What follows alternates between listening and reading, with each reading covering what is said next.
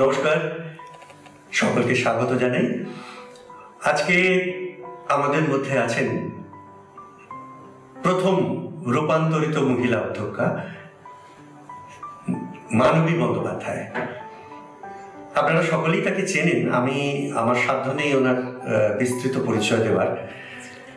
একাধারে উনি পত্রিকা সম্পাদনা করছেন, এখনো পত্রিকা চলে অবমানব, আপনারা সকলেই জানেন। থিয়েটারের দল আছে ওনার, থিয়েটার করেছেন নিয়মিত। কলকাতার বিশিষ্ট থিয়েটারের লোকেদের সঙ্গে এবং থিয়েটার দলগুলোর সঙ্গে তার যথেষ্ট যোগাযোগ। নাচ শিখেছেন, কথা বলেন খুব সহজ ভঙ্গিতে এবং অনায়াসে কথার মধ্যে গান গিয়ে উঠতে পারেন। এটা ওনার অনায়াস ক্ষমতা বলেই আমার মনে হয়। আমি ম্যাডাম আপনার কথা দিয়েই শুরু করব। আপনি বলেন, আমি মানুষ নই, মেয়ে মানুষ। আমার জীবনটা চলছে একঘেয়ে মালগাড়ির মতো, চলছে তো চলছেই, শেষ আর হয় না। আর কি বিশ্রী আওয়াজ, ঘর ঘর ঘর ঘর। কিন্তু তবু আপনি কারো কাছে প্রেরণা, কারো আদর্শ। কেউ কেউ আপনাকে বলেন যে পরের জন্মে তুমি হতে চাই। আবার আপনি সেই মানুষ যিনি আমাদের পুজোর প্যান্ডেলের থিম। এই দুটোর মধ্যে দিয়ে যদি কথা শুরু করেন। হ্যাঁ, ভীষণ আপনি যে আমাকে নিয়ে বেশ পড়াশোনা করেছেন বুঝতে পারছি।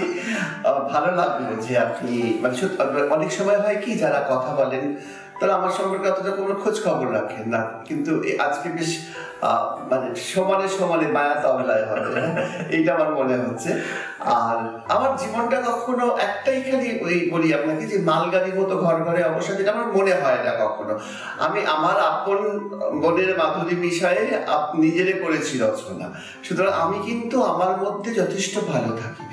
হয়তো অসুবিধা হয় অন্য কেউ যদি ইন্টারফেয়ার করে বা হস্তক্ষেপ করে, মানে আমি সেই জায়গাটা যেটা আপনি বলছিলেন যে আমি একসময় নাচতাম, নৃত্যশিল্পী ছিলাম, সেটা ছিলাম। তার অনেকটা জীবন তত্ত্ব আমি পেয়েছি ডক্টর মঞ্জুশ্রী চাকি সরকারের কাছে। আমি মঞ্জুশ্রী চাকি সরকারের ওখানে নৃত্য শিখতাম, ওনার গ্রুপে ছিলাম। কিন্তু সেখানে তো শুধু নাচ শেখানো হতো না, জীবনে সে অনেকদিন আগে। আমি এটা আপনাকে বলছি প্রায় ওই 1990-90 সময়। সেখান থেকে তো আজকে আমরা অনেক দূর চলে এসেছি। ডান্সার্স গিল্ড ছিল। তা আমি এখন যেটা আপনি আমার প্রশ্নটা করলেন কি যে এই দুটোর মধ্যে যে একদিকে আমার শিল্পী সত্তা, আরেকদিকে অধ্যাপক সত্তা, এবং অনেকে বলে আমি তোমার মতো হতে চাই, হ্যাঁ, এগুলোকে মেলাই কি করে? আমি বোধহয় মেলাই না, কেননা ওই কবিতা পড়ে এসেছি, মেলাবেন তিনি মেলাবেন, যিনি মেলানোর তিনি হয়তো মেলান। আর আমার যেটা হয় সেটা হচ্ছে রবীন্দ্রনাথ, মানে যেটা আপনি বললেন যে মাঝে মধ্যে ম্যাডাম গান, ওই যে প্রাণ ভরিয়ে তৃষা হরিয়ে বলে আরো আরো প্রাণ, তা সেই প্রাণটা তো চাই, সেই প্রাণটা চাই যার কাছে তিনি দেন বলেই আমি এত মানে একই লাবণ্যে পূর্ণ প্রাণ প্রাণেশ হয়ে। রবীন্দ্রনাথের প্রভাব আপনার মধ্যে ভীষণ, মানে আপনার কথা, আপনার হ্যাঁ রবীন্দ্রনাথের গান আপনি অনায়াসে সেগুলো গেয়ে উঠতে পারেন। আমি বলি যে এই যে আপনার একটা লড়াই, মানে যে লড়াইটা আমরা সবাই কম বেশি জানি, কিন্তু এই লড়াইটা করবার একটা ক্ষমতা আপনার মধ্যে এলো কি করে? অদম্য একটা জোর, মনের জোর। একদিকে আপনি দক্ষ প্রশাসক, আপনি একটা কলেজের প্রিন্সিপাল, আবার দীর্ঘদিন অধ্যাপনা করেছেন, সেদিকে একটা জোর আছে। এছাড়াও আপনি তো অনেক, মানে আমি বলছি যে নিন্দা, প্রশংসা, এত ভর্ৎসনা, এত কটূক্তি, এত বিদ্রুপ, এসব সহ্য করেও আপনি লড়াই করবার জোরটা কি করে পেলেন? একটু যদি আমাদের বলেন, আমরা যারা শুনছি, যারা ওপারে আছি, তারা সবাই ইন্সপায়ার্ড হবে। নিন্দা করব ভূষণ করে কাঁঠার কণ্ঠহার, মাথায় করে তুলে লব অপমানের ভার। এই কথাগুলো তো শুনে এসেছি, ছোট থেকে শুনছি। বা আমারে ধূপ না পোড়ালে গন্ধ কিছুই নাহি ঢালে, আমারে দিন না জ্বালারে দেয় না কিছুই আলো। দাদার কীর্তির সময় থেকে, যখন দাদার কীর্তি হচ্ছে তখন ক্লাস 9-এ পড়ি, সেই সময় থেকে এই গানটা, মানে আমি দাদার কীর্তি দেখেই হয়তো গানটাকে দেখি। যদিও আমার মা ছিলেন একেবারে ছোটবেলা থেকে মা রবীন্দ্রসঙ্গীতের সাথে আমরা যোগাযোগ করেছেন, কিন্তু রবি ঠাকুরের গান কতটা শুদ্ধতা নিয়ে গাইতে হবে, কতটা তখনও তো সেই বিশ্বভারতীর অনুমোদনের ব্যাপারটা ছিল, সেই সব দিয়ে কিন্তু আমরা যাইনি। মানে যে মা ঘরের মহিলা, তিনি যেভাবে আমাদের রবীন্দ্রনাথের সঙ্গে হাত ধরিয়ে দিয়েছেন, তার জন্য দাদার কীর্তির ওই গানটা কিন্তু আমাদের কাছে তখন, যেহেতু সিনেমাটাও খুব তখন ইয়ে হয়েছিল, মানে পপুলার হয়েছিল, তাই গানটাও খুব আমরা নিয়েছিলাম। আর তখন ক্লাস 9 মানে বুঝতেই পারছেন গান, তার সুতরাং বারে বারে এই মানে এই যে গানের মধ্যে যে প্রেমটা আর কি, যে আমার এই দীপ না পড়ালে গন্ধ কিছুই নাহি ঢালে, আমার এই দীপ না জ্বালালে দেয় না কিছুই আলো।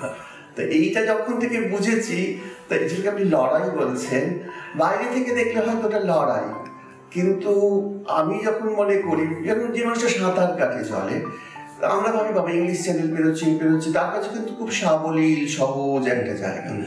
হয়তো প্রথম যখন শিখেছিলেন তার কাছে মনে হয়েছিল বাবা এটা একটা প্রতিবন্ধকতা, জলের বিরুদ্ধে গিয়ে আমি হাত পা চালিয়ে নিজেকে এগিয়ে নেওয়া যাওয়া, স্রোতের বিপরীতে। তা আমার জীবনটাও স্রোতের বিপরীতে। তা এখন আমার নিজেকে লড়াই মনে হয়, আমার নিজেকে লাঠাই মনে হয়, আমি খালি ছাড়ি নিজেকে। যত ছাড়ি তত দেখি ঘুরি অনেক অনন্তে বিকশিত হচ্ছে, অনন্তে পৌঁছে যাচ্ছে, কিন্তু আমি আছি লাঠাই নিয়ে এই বাস্তবে। আপনি এইমাত্র এই গানটার সূত্রে প্রেমের কথা বলছিলেন, আমরা একটু আপনার এই প্রেম সম্পর্কে আপনার ধারণা এবং আপনার জীবনে যে প্রেম এসেছিল, কিভাবে এসেছিল, সেটা যদি বলেন।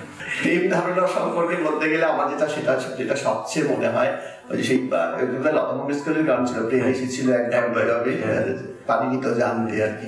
হয়তো প্রেম এমনই একটা জিনিস, যখন আপনার জীবনে আসবে তখন আপনি জানতে পারবেন না। ওই কোনো সুখের লাগে প্রেম জানে, প্রেম জানে না, শুধু সুখ চলে যায়। সেইটাকে রবি ঠাকুর যেভাবে বলেছিলেন, লতা মঙ্গেশকরের এই গান দুটোই কোথাও, পাশে এসে বসেছিল তবু জাগিনি, কি ঘুম তোরে ধরেছিল হতভাগী। এই রবি ঠাকুরের ওই গানের সাথে দেখুন এই গান একদম মানে কোথাও প্যারালালি একই পথে যেন চলেছে। তা সেই জায়গাটাই, অর্থাৎ যখন সত্যিকারের প্রেম আসে তখন আমরা ঘুমিয়ে থাকি, আর তারপর যখন আমরা প্রেম খুঁজে বেড়াই তখন আর প্রেম মেলে না। সেই না মেলাটার মধ্যেই ওই যেটাকে আপনি লড়াই করছেন, ওটাই হয়তো লড়াই হয়ে সেটাই সেই লড়াইটাই হয়তো লড়াই হয়ে যায়, ওই লড়াইটাই হয়তো প্রেম হয়েছে। প্রেম তো আঘাত সে যে পরস্তব সেই তো পুরস্কার। অন্ধকারে মহিলা যে চোখে তোমায় দেখি না যে, বজ্রে তোলো আগুন করে আমার যত কালো, বজ্রে তোলো আগুন করে আমার যত কালো, যত আমার। তাহলে সেটাই তো প্রেম। তার মানে আমাকে পুড়িয়ে তুমি বার করছো নিখাদ একটা সত্তা। এই নিখাদ সত্তাটাই প্রেম, যেটা বিশ্ব প্রেমের সঙ্গে যুক্ত হয়। শেষ পর্যন্ত গিয়ে ওই নরনারীর প্রেম, একটা মানুষের সাথে আরেকটি মানুষের ভালোবাসা, সেটা গিয়ে একটা বিশ্ব প্রেমে গিয়ে মানুষ মানে মানুষ বলুন, মানে আমি যিনি প্রেমিক তার কথা বলছি, তিনি কিন্তু সেই হদিশটা পান যদি তার অনুসন্ধানটা চলতে থাকে। ঠিক ঠিক। আমি একটু আপনার যে বিস্তৃত কাজে কোনো দ্বিধা করবেন না, খুলে প্রশ্ন করবেন, একদম মানে যাতে খুলে বলবেন না, ব্যাক মারতে সুবিধে হয়। আমি একটু অন্য দিকটায় যেতে চাইছি, যে আপনার যে একটা বিস্তৃত ব্যাপক কাজের পরিধি আছে, এই পরিধি জানাশোনা বা পথ চলা, এর মধ্যে আপনার এই অবমানব পত্রিকা বের করবার যে একটা 27 বছর ধরে চলছে আমরা জানি, সেই পত্রিকা পুরস্কারও পেয়েছে না 1918 সালে, মধুকর্ণী পুরস্কার পেয়েছে, মানে পশ্চিমবঙ্গ সরকার। আচ্ছা আচ্ছা আচ্ছা, 2018 সালে পেয়েছে। প্রথম পরিকল্পনাটা কিরকম ছিল, যে এই যে অবমানব পত্রিকাটা বের করবার প্রথম দিকের কথা? পরিকল্পনা বলতে, যখন আমি জানতে পারছি যে আমার মধ্যে অন্য একটা মানবী বাস করে, অথচ আমাকে তো নাথবতী অনাথবাদ সম্রাট করে রাখা হয়েছিল, তা আমার মানে পারিবারিক সামাজিক যে দ্বন্দ্বগুলো, সেই দ্বন্দ্বগুলোর সাথে আমার ব্যক্তিগত নিজের সঙ্গে নিজের যে রোজ বসবাস, তো আবার এবার অনেকে বলতো তুই যেটা করছিস না, ওই যে দেখিস ওই যে রাস্তা দিয়ে যায় ওরা ঢোল কাঁধে করে, ওই লোকের বাড়ি বাচ্চা হলে যায় নাচতে যায়, আর তুই কিন্তু ওদের মতো হয়ে যাবি যদি এইভাবে কখনো লিপস্টিক লাগাস, কখনো শাড়ি পরিস, কখনো বিভঙ্গিত আকাশ। তখন আমার অল্প বয়স, তখন তোমার 21 বছর বোধহয়, আমি তখন অষ্টাদশীর সময়। সেই অষ্টাদশীর সময় যখন এইসব কথাগুলো শুনছি, আমার মনে হচ্ছিল যদি ওই লোকগুলো কি তাহলে আমারই মতন, তখন আমি ওদের সঙ্গে মেশা শুরু করি, মানে ওদেরকে জানবার জন্য। আচ্ছা, তো জানতে গিয়ে দেখছি হ্যাঁ ওরাও কিন্তু আমার মতোই একটা কৈশোর যাপন করে এসে, তখন তো বামপন্থী আন্দোলন, আমাদের তো সমস্ত বামপন্থী শাসন আন্দোলন তো আগে হয়ে গেছে, শাসন চলছে, এই এত কিছু, এত প্রগতিশীলতার কথা বলা হয়, এত ডিক্টেটরশিপ অপালিতারিতার কথা বলা হয়, তাহলে এই মানুষগুলোকে প্রান্তিক করে রাখা হয় কেন? মানে এদের দোষটা কোথায়? এইটা বোঝার জন্যই কিন্তু আমার যাত্রাটা শুরু হয়। এবং আমি তখন এই ম্যাগাজিনটা বার করতে থাকি যে সচেতন মানুষ, জেগে থাকা মানুষকে আবার জাগানোর জন্য। জেগে থাকা মানুষকে জাগানো যায় না, কিন্তু এরকম একটা ম্যাগাজিন করেছে, মানে ম্যাগাজিনটা শুনে অনেকে নাকে প্রমাণ দিল, রে বাবা এরকম ম্যাগাজিন, এদের নিয়ে এরকম একটা ব্যাপার ছিল প্রথম দিকে। হ্যাঁ, আমার খুব মনে আছে একবার বই মেলাতে একবার হুলুস তুলুস পড়ে গেল, তখন আমরা দাঁড়িয়ে দাঁড়িয়ে ওই যেটা আপনি বলছিলেন যে লিফলেটের মতন অপমান করতাম। আমি আমার অনেক ট্রান্সজেন্ডার বন্ধু, আমার মতন মানুষ জড়ো হয়েছিল, তারা অবশ্য অনেকেই মারা গেল আর কি। ওরা আসলে জীবনে টিকে থাকার জন্য ওদের পরিবার ওদের তাড়িয়ে দিল, ওরা কি ওদের সঙ্গে ভিড়লো ওই প্রান্তিক দলগুলো যারা গান গায়, নাচে, বিভৎস। আপনি কমল চক্রবর্তীরও দেখেন চমৎকার, হ্যাঁ খুবই সুন্দর, কিছুদিন আগে মারা গেল। কিছুদিন আগে মারা গেল, কিন্তু ওই উপন্যাসগুলো বা আরেকজনেরও আছে মানব চক্রবর্তী সন্তান পড়েছেন। হ্যাঁ, তা সেই সমস্ত উপন্যাসগুলো আমি মানুষগুলো এদের নিয়ে উপন্যাস লেখে কিন্তু তাদের জীবনের হাত ধরে না। এটা আমার কাছে একটা প্রশ্ন ছিল যে উপন্যাস হয় ওদের নিয়ে হাত ধরা হয় না কেন? তা যাও সেখান থেকে কিন্তু আমার মনে হলো কি যে আমি বলেছিলাম যে লড়াইটা দীর্ঘদিন লড়তে হবে। তারপর তো 2014 সালে ভার্ডিক্ট এলো এখানে, কিন্তু এলো ঠিক আছে, কিন্তু তারপরে জানি না, মানে যেহেতু প্রাচীন একটা প্রথা এতদিন ধরে চলছে, বাড়িতে লেখা থাকে না এই বাড়িটা কিন্তু খুব বিপজ্জনক, কিন্তু সেই বাড়িটা ভাঙা হয় না, মিউনিসিপালিটি ঝুলিয়ে দিয়ে যায়, এটা বিপজ্জনক বাড়ি। এই বিপজ্জনক মানুষগুলোকে ঝুলিয়ে রাখা হয়, কিন্তু তাদের যে নতুন করে গড়ে তোলার জায়গাটা হয়তো থাকে না। কোনো পারিবারিক বিপদই হোক বা সামাজিক বিবাদ হোক, কোনো একটা অন্তরায় থেকে হয় না।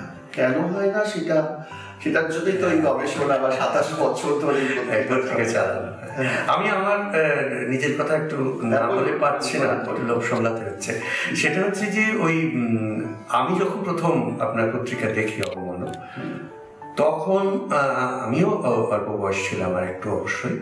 তো তখন আমাকে যে একটা উৎসাহিত করেছিল যে পত্রিকার অন্যান্য লেখাগুলো থেকেও যে ওই বিশেষ সম্প্রদায়ের কিছু ভাষা, হ্যাঁ ওইটা বোধহয় আপনার ওটা আমার একটা উপন্যাস আছে 2002-তে বেরিয়েছিল প্যাপিরাস থেকে, অন্তহীন অন্তরীণ প্রশ্ন পত্রিকা। একটা অনুবাদ করেছে কি এন্ডলেস বন্ডেজ, যদি আমি করিনি অন্য কেউ করতে পারে। আর আমি বাংলায় করেছিলাম, প্যাপিরাস থেকে বেরিয়েছিল 2002-এ। তারপর ওটা পুরো সেল হয়ে গিয়েছিল, মার্কেটে পাওয়া যাচ্ছিল না। তবে 2019-এ কারিগর থেকে দেবাশিস করেছে। হ্যাঁ, তো ওইখানে পুরো ডিকশনারি করে দেবো আছে ওই উপন্যাসটা ওদের ভাষাতেই, ওই ভাষাতে, মানে এমন আপনার লেখা ছিল যে সাধারণ মানুষ যেটা বুঝতে পারবে না, সামনে যদি দুজন কথা বলে ওই শান্ত ভাষা টাইপের। হ্যাঁ, মানে ওরা মানে এই সমাজেরই মানুষ, অথচ ওদের সামাজিক মানুষ থেকে নিজেদের আড়াল করার জন্য নিজেদের ভাষা রচিত হয়েছে। এটা আমি আসলে এই ভাষাটা নিয়ে কাজ করার অনুপ্রেরণা পেয়েছিলাম ভক্তিপ্রসাদ মল্লিকের অপরাধ জগতের ভাষা, যেটা বলে 1970 বা 72-তে রবীন্দ্র পুরস্কার পেয়েছিল। উনি ISI-তে ছিলেন আর কি, ইন্ডিয়ান স্ট্যাটিস্টিক্যাল ইনস্টিটিউশনে। তা ওখান থেকে আমি কিন্তু এই মানে ওনার ওই যে ভাষা নিয়ে কাজ বা অপরাধ জগতের ভাষার ইনক্লুড করেছিলেন। তা সেখান থেকে কিন্তু আমি খানিকটা প্রেরণা পেয়েছিলাম। কিছু কিছু কাজ তো হয়েছে বাংলাতে, তা যেহেতু এটা বাংলারই বিষয়, কারণ এই মানুষগুলো বাংলা ভারতবর্ষ এখানেই থাকে, তারা তাদের জন্য কিন্তু অন্য যে উন্নত দেশে কিন্তু এই অবস্থা নয় তাদের। তা এখান থেকে আমার ওই জায়গাটা হয় যে একটুখানি ছুঁয়ে ছুঁয়ে গেছিলাম উনি তো অপরাধ জগতে, এবং আমার কাছে খুব অবাক লেগেছিল যে এটা অপরাধের মধ্যে ঢুকবেন কেন। হ্যাঁ, যদিও ভক্তিপ্রসাদ বলেছিলেন সে সময়, তার লেখাতে আছে এখনো, যে আমরা লোককে দেখে দিই অপরাধী বলে, কিন্তু সে লোকটা যে আদৌ অপরাধ করেছে কিনা বিশ্লেষণ করতে গেলে সমাজেরই মুখোশ খুলে যাবে, দেখা যাবে সমাজ যাকে উচ্ছিষ্ট করেছে তাকে কিন্তু, আর যিনি যারা উচ্ছিষ্ট করেছে তারা মেইন স্ট্রিম হয়ে গেল, আর যারা উচ্ছিষ্ট করলো তারা ওই বাস্কেট হয়ে, মানে ওই আবর্জনার বাস্কেট হয়ে পড়ে গেল। হ্যাঁ, আমাদের কাছে এটাই তো বিষয়ের, যে এই জগতের সাথে পরিচিত, আপনি বলছিলেন আপনার কথাতেই যে একটু আপনি তাদের সাথে কিছুদিন মিশেছিলেন, কিন্তু সেখান থেকে নিজেকে স্বতন্ত্র করে, মানে স্বতন্ত্রতম অবস্থায় আপনি অধ্যাপনার দিকে গেলেন, আপনি অধ্যক্ষা হলেন, আপনি দক্ষ প্রশাসক হলেন, মানে একেবারে অন্যভাবে যে অন্য দুনিয়ার একটা কণ্ঠস্বর হয়ে উঠলেন, এটা আমাদের বিস্মিত করে। না, এটা কথা মৃতে ঠাকুর বলেছিলেন না যে গায়ে হলুদ মেখে চান করলে কুমির ধরে না, তা সেই ব্যাপারটাকে আমি ওই শিক্ষার হলুদটা মেখে নিয়েছিলাম, যার জন্য হয়তো আমাকে সামাজিক ওই কুমির গুলো ধরেনি একেবারে তা না, আমাকে অনেকেই প্রান্তিক করে দিয়েছে, বাবা আশা গেছে প্রান্তিক হয়েছি, আর আমি শান্তিনিকেতন গিয়ে প্রান্তিক স্টেশন দেখেছি, এবং রবি ঠাকুর যেখানে প্রান্তিক সেখানে আমি প্রান্তিক আমার অসুবিধা হয়নি, যারা প্রান্তিক করেছে তারাই সেই তাসে দেশে রাজার মতো পরে বলছে না আমিও তোমার সঙ্গে নির্বাসনে যাবো, সেই অবস্থা। কাক যখন ডিমে তা দেয়, তার চোখ দুটো খোলা থাকে কিন্তু সে কিছু দেখে না, তার মনটা থাকে ডিমের তা দেয়াতে। হ্যাঁ, আপনি ওদের সাথে মিশেছেন, কিন্তু আপনি নিজেকে আলাদা প্রতিষ্ঠিত করবার জন্য যে যা যা প্রয়োজন, না, আমি আসলে যখন ওদের সাথে মিশেছি আমি সমাজের ভণ্ডামিটা বুঝতে পেরেছি, তথাকথিত কোট আনকোট ভদ্র সমাজের ভণ্ডামি, ভয়ে ভদ্র ভয়ে ভণ্ডামি। হ্যাঁ, সেইটা যখন বুঝেছি তখন ওই মানুষগুলোকে আমি বুঝেছি যে মানুষগুলো ব্যবহৃত, মানুষগুলো কিন্তু সমাজের ব্যবহৃত, যেটা আপনি যদি মেয়েদেরকে আমরা সেক্স ওয়ার্কার বলি, এখন যৌনকর্মী বলি, সেই মেয়েগুলো। আমাকে রিসেন্টলি একজন সাংবাদিক প্রশ্ন করছিল, আচ্ছা আপনি এই যে মানুষগুলোকে লেখাপড়ার দিকে নিয়ে আসছেন, তা এই যে মানুষগুলো আগে থেকে এই পেশায় চলে গেছে, যারা ওই রাস্তায় সিগন্যালে ভিক্ষা করে, যারা বাচ্চা না চায়, তারা কোথায় যাবে? আর তারা কোথাও যাবে না। এখন তো মেয়েরা কোথায় স্পুটনিকে চলে গেছে, সুনিতা কোথায় চলে গেছে মহাকাশ স্টেশনে, তো সোনাগাছি কি বন্ধ হয়ে গেছে? সোনাগাছি তো চলছে, তাহলে দুটোই তো চলছে। তাহলে সেটাই বলছি যে সেজন্য আমি যে খুব নিজেকে প্রতিষ্ঠিত করেছি এই কারণেই, বুঝিয়ে দেওয়ার জন্য যে তোমরা যে মানুষগুলোকে পথে প্রান্তরে ছেড়ে দিয়ে আসো ব্যবহারের পর, তাদেরও কিন্তু বুদ্ধিমত্তা আছে, তোমাদের চেয়ে বেশি বুদ্ধিমত্তা আছে, তা তোমরা তাকে ছেড়ে এলে না, তারা তোমাদের ঘৃণায় চলে গেল। এইটা কিন্তু একটা বোঝার, সে মানুষ বোঝে না তাই বোঝে না, কিন্তু এখন তো ভোটের অধিকার, এই অধিকার করে আবার তাকে টানা হচ্ছে, এবং বিভিন্ন সেবা প্রতিষ্ঠান তাদের বলছে এসো বুকে এসো, আর তোমরা ভাগিয়ে দিলে এখন তাদের হাত ধরে টানাটানি করে আমরা বিরাট কাজ করছি, সামাজিক করছি, ওদের বিশেষ মর্যাদা। কবি শঙ্খ বসেছি কবিতা, মূর্খ বড় সামাজিক নয়। এখন এই সামাজিকের সংজ্ঞা বার করতে গেলে মহা মুশকিল। কি সামাজিক? যে মেয়েটি শরীর বিক্রি করে সে অসামাজিক, যে বাবুটি গৃহস্থতার কাছে যান তিনি সামাজিক। এই আইরনি তো আমার সোসাইটিতে রয়েছে, আমার সমাজে আছে। একটু এবার নাটকের কথা শুনবো। আপনি নাটকের দল করেছিলেন, আপনি অভিনয় করেন, আপনি চলচ্চিত্র অভিনয় করেছেন। আমি চলচ্চিত্রের কথাটা পরে আসছি, একটু থিয়েটারের কথা বলুন। থিয়েটার বলতে দেখুন, আমার যেটা মনে হয়েছিল, ঠাকুর বলতেন না থিয়েটার, থিয়েটারে লোক শিক্ষা হয়। ছোট থেকেই আমি ঠাকুরের দ্বারা অনুপ্রাণিত, ঠাকুর পরমহংসের দ্বারা, বিবেকানন্দ, সারদা মায়ের দ্বারা। তা সেই আমার মামার বাড়িতে ভীষণ গানের চর্চা ছিল, নাটকের চর্চা ছিল, একটা অন্যরকম বাড়ি ছিল আমার মামার বাড়ির পরিবেশটা, এখন না সেটা নেই। তা মাও ভালো গান গাইতেন। তা আমার তখন আমার পাড়াতে দুটো দল ছিল, আমি নৈহাটি যে বাড়িটায় থাকি, মানে আমার যেটা বাবার বাড়ি থাকি, মানে থাকতাম আর কি, এখন তো আছে বাড়িটা, যাই মাঝে মধ্যে, মানে আমাদের অনেক পৈতৃক বনেদি বাড়ি আর কি, পৈতৃক বাড়ি বনেদি। সেই বাড়ির বাম দিকে হচ্ছে আদিমৈত্র সংঘ নাটকে, আর ডান দিকে হচ্ছে যাত্রিক। এই দুটো যাত্রিক এবং আদিবৈদ্য সংঘ, তাদেরও আপনি দেখবেন পুরনো প্রচুর, মানে আমরা একদম, আমি যখন মনে করুন শিশু তখন থেকে আমি একাঙ্ক নাটক দেখে অভ্যস্ত। এই চর্চাটা কিন্তু আমাদের এলাকাতে ছিল। ওই চর্চা দেখতে দেখতে দেখতে দেখতে তখন আমি খুব ছোট, তখন আমার মনে আছে মাদার টেরিজা নাট্য সংস্থা বলে আমারই মতন বাচ্চাদের নিয়ে একটা দল করেছিলাম, এবং সেখানে আশাপূর্ণা দেবীর হরিণের দুধ বলে একটি গল্প ছিল, বড় গল্প, সেটাকে আমি নাট্যরূপ দিয়ে, তখন আমি 5, 6, 7, 8 পড়ি, সেটাকে আমি নাটক করেছিলাম, এবং সেটা বিভিন্ন জায়গায়, তখন ওই নেহেরু মিউজিয়ামে, বাচ্চাদেরকে, কিন্তু আমাকে কে নিয়ে যাবে? আমার তো বাবা সকালবেলায় অফিস যান, রাত্রিবেলায় ফেরেন, আমি ওই বাচ্চাদের নিয়ে, আমি তখন কলকাতা চিনি না, জানি না, তখন তো শিশু আর কি বলতে গেলে, মানে শৈশব কৈশোরের মাঝখানে একটা জায়গায়। তা আমি সে পাড়ার এক ভদ্রলোককে কুটিদা বলে, আমি তাকে ধরে বললাম, দেখুন তো ওইখানে আমরা নাটকে, তো আপনি একটু হেল্প করতে পারেন। লোকের দরাদরে ঘুরেছি, আমাকে একটু হেল্প করুন না, ওদেরকে নিয়ে গিয়ে ওখানে নাটক করাবো। তো কুটিদা আমাকে হেল্পও করেছিলেন, মানে সাহায্য করেছিলেন। সে বললেন, না তোমাদের তো দিন চলে গেছে, আর করতে পারবে না। কিন্তু আমি নৈহাটিতে ওই নাটকে প্রচুর শো করেছি এবং প্রচুর বাহবা পেয়েছি। এবার কিন্তু করলে কি হবে, বাড়িতে তো নাটকের বাবা একদম চাইতো না, যে নাটক করলে তো নষ্ট হয়ে যাবে, যাত্রা করে তাহলে এরপরে, হ্যাঁ, তারপর কবর বিকিয়ে হাঁটে, তাহলে তো কোথায় যাবে, হ্যাঁ, বাবা আর অন্য দিকটা ভাবছে, যাত্রা করে ভাত্রা লোকে সেই ভাবছে। তা সেই জন্য আমার মানে বিরাট লড়াই তখন, যে তারপরে আমি কি করবো অভিনয়। এবং আমি যখন মানে লিপস্টিক মাখতে শিখছি, বা আমি ফেয়ার অ্যান্ড লাভলি বলে একটা ছিল, সেটা মুখে দিদিরা মাখতো, আমিও দিয়ে গিয়ে মাখতাম। বাবা বলতো, লাভলি মেখেছ? বাবা পুরোটা বলতে পারতো না, কেন লাভলি? বাবা ভাবতে বলতো আমি লাভলি মেখেছি কোনো মেয়েকে পটানোর জন্য।